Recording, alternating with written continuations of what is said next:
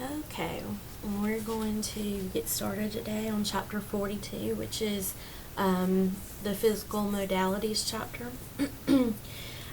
Your main job within this chapter is mainly going to be assisting the patient, teaching them how to walk with crutches, how to get from a wheelchair to an exam table, things of that nature. And occasionally, if you work in physical therapy or orthopedics, maybe even rheumatology, you may help do some of the physical therapy exercises. So that's going to be what we're going to be talking about, and we're just going to briefly scan through this chapter. But starting on page 934, 935, this is where we're going to get started. This just kind of gives you a little list of certain procedures that you'll be doing. You may, a lot of the times, if you're not doing these things, then you're going to be referring to the patient to an outpatient facility to do these things. So you'll be making referrals, maybe explaining treatment to the patient, communicating what the physician found to the from the findings, from his or her findings, or in answering the patient's questions. So that's going to be your main job here. On the bottom of page 935, you have ROM, range of motion, and we'll get into more detail on this, but make sure you do know that ROM is range of motion. And then we have the way we measure range of motion is with a goniometer, and like I said, this measures like the degree of flexibility of the joints. Alright, flipping over to 936, make sure you look over table 42.1 really good. These are your terms dealing with range of motion, especially abduction and adduction. Then you have circumflexion, dorsiflexion, etc., etc. So make sure you look over that table really well for test purposes. Gait testing. Gait is basically how you walk and how you support yourself. So gait testing is going to be one thing that you may be assisting with or you may see from time to time. Posture testing is how you support yourself. You know, whether you stand up with your shoulders back or you slump over or you do something else. So posture testing is that, to try to decide if you have like an inward curvature of the spine, an outward curvature, or even a sideways curvature of the spine. Going on to 938, we'll talk about the different therapies here. You have cryotherapy and thermotherapy, and cryotherapy is like a cold therapy. This is what you want to put on injuries right at first, when it first happens, to decrease the swelling.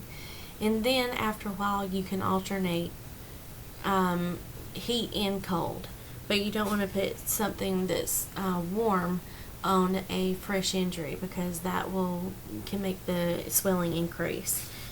Let's look at the principles of cryotherapy. So this is going to prevent swelling, like we said. It's going to control bleeding because it constricts the blood vessels. Reduction of inflammation, the provision of an anesthetic effect because it will reduce pain because of the freezing nature. The reduction of pus formation, and the opposite of that, heat will make pus come to the surface to have like a purulent discharge. And so that is something, if you want something to drain, then heat is a good thing to use. And then lowering of body temperature is the other thing that we use for cold therapy. So if we have, we can have a dry cold application, we can have a wet cold application. Dry cold application is using ice bags, ice packs, the ones that the little chemical ice packs that you rub the thing together in the center and it hardens and it will get really cold. And then you have the wet cold, and this is like a rag, like a wet rag, or some other type of cloth that's been wet and maybe stuck in the freezer overnight, and so that's considered a wet cold application.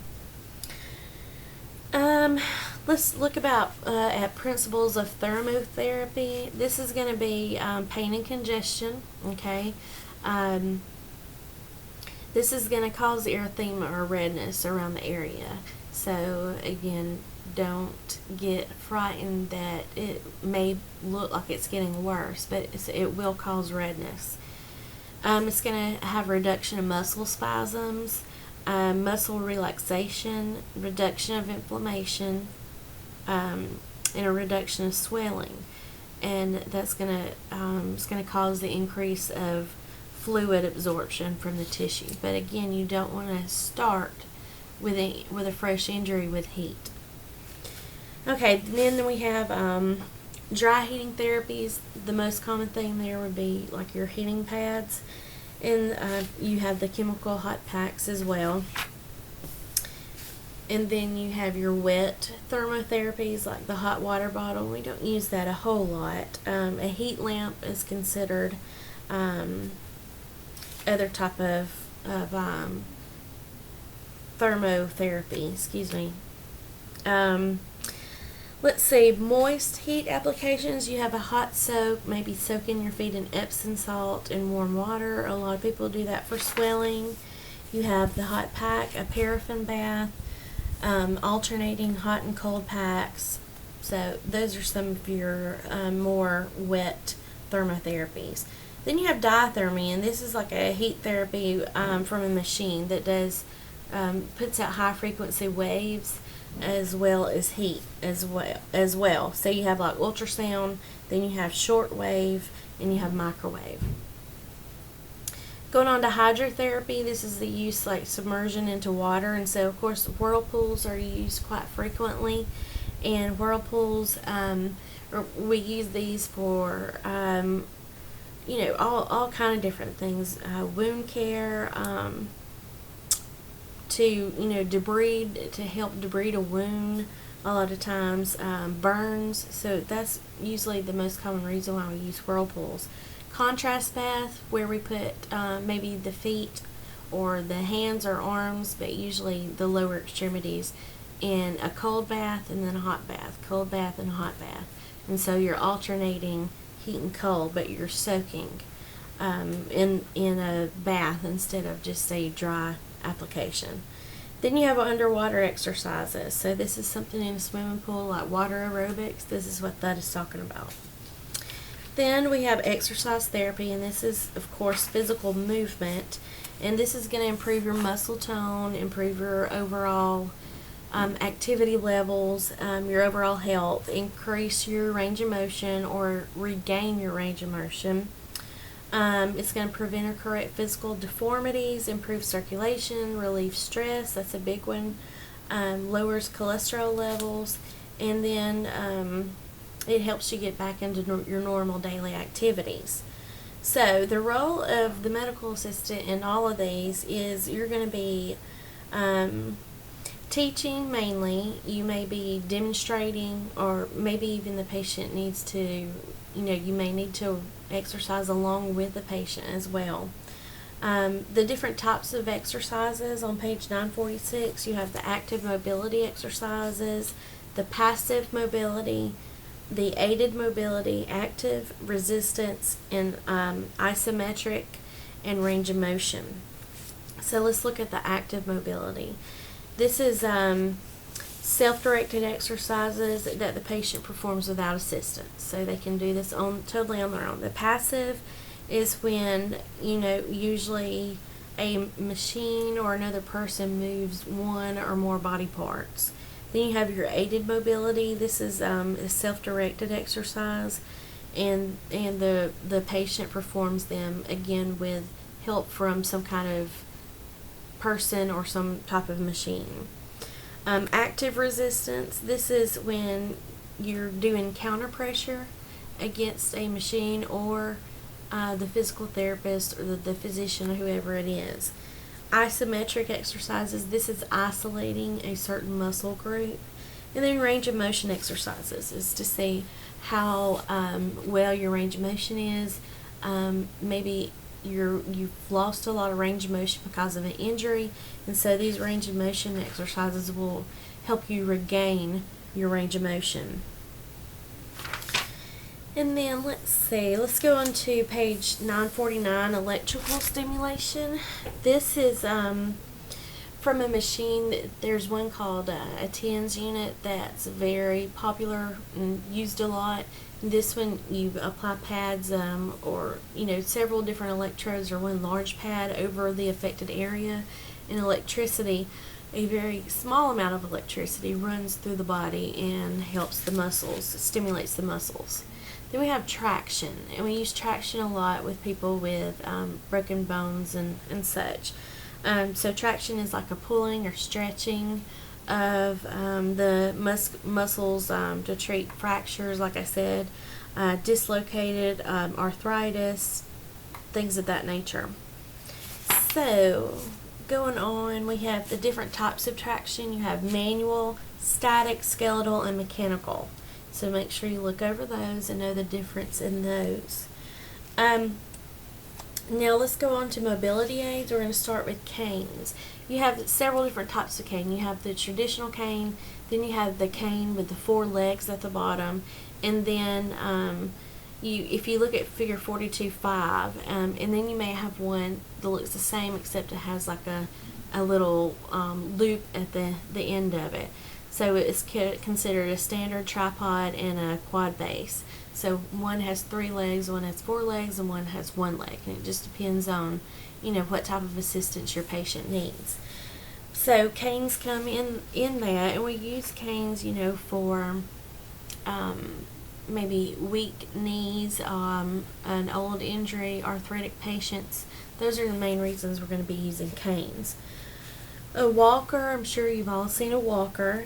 We do have to teach the patient correctly how to use the walker, because they and the best thing is to get tennis balls and put them on the rubber stopper of each leg of the walker, so the patient can roll and step into. If they don't have the little tennis balls or whatever on the bottom, then they need to pick it up and put it down and then step into it. Pick it up, put it down, step into it. So that's how you should teach your patient how to use a walker correctly. If the patient's too weak to use the walker to pick it up, then that's when it's really good to put the tennis balls on the bottom so it'll roll. Or they now make the walkers with wheels as well. Crutches, you do have to teach a patient how to use crutches because they are very difficult to use. And the main thing with crutches is you have to pick the correct size, and then you need to adjust the handlebars of it. A lot of people think that crutches have to come up right here and the arms should be straight out. Those are too tall. Crutches should rest about right here, and you should slightly bend over, and you should be able to have bent arms walking with it.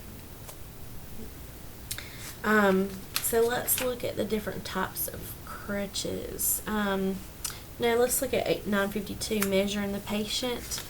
You need to make sure they wear good walking shoes, what they're usually going to be wearing when they're going to be using the crutches.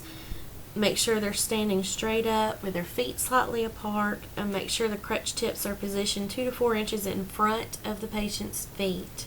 Okay, and then a few inches to the side of the patient's feet. Then 2 to 3 finger widths below the axillary to make sure that you're not getting in the armpit too much. And then the hand grips are positioned to create a 30-degree flexion. Okay, so it shouldn't totally be straight down. It should have a little flexion there. Okay, so your crutch gaits. If you're doing a 4-point gait, this is when somebody is going to be very, very slow using the crutches. You're going to move the right crutch forward, and then you're going to step up your left foot to the left crutch, and then you're going to move the left crutch forward and move the right foot to the right crutch. And so this is somebody that is really totally reliant on crutches as legs, basically. Then you have your 3-point gait, when the patient can't bear weight on one leg but can bear weight on another leg. Okay, so this is going to be one of your most commons. And so you're going to move both crutches in front, and then you're going to kind of spring yourself forward, but not through the crutches, because a lot of patients will, if these are my crutches, they'll swing all the way, like way in front of it, and it has to be even with it. Your 2-point gait is when patients can bear weight on both feet, but they may not have good muscle coordination. And so you're going to move the left crutch and then the right foot at the same time, then the right crutch and the left foot at the same time. Then you have swing gaits, where you move both crutches at the same time, then you lift your body and swing your body through the crutches. Let's go on to wheelchairs. Bottom of page 955. I'm sure you all know about wheelchairs. They've come a long way. Wheelchairs, the main thing you want to ask the patient with wheelchairs is you want to make sure that you want to offer your help, okay, if it's not electric. Before you do a transfer, you want to make sure that the patient's wheelchair is in a locked position, and then you want to slowly take the footrest, fold those up, and then if possible, put a gait belt around the patient's waist, and then you want to make sure that they're lined up, wheelchair right here, table right here. Then you want to bend from the knees, wrap your arms around the patient, and lift and put down on the table. And you may need another person to help you out, but that's how you need to make sure that you do it. And that is about it for this chapter. I just wanted to briefly skim over it.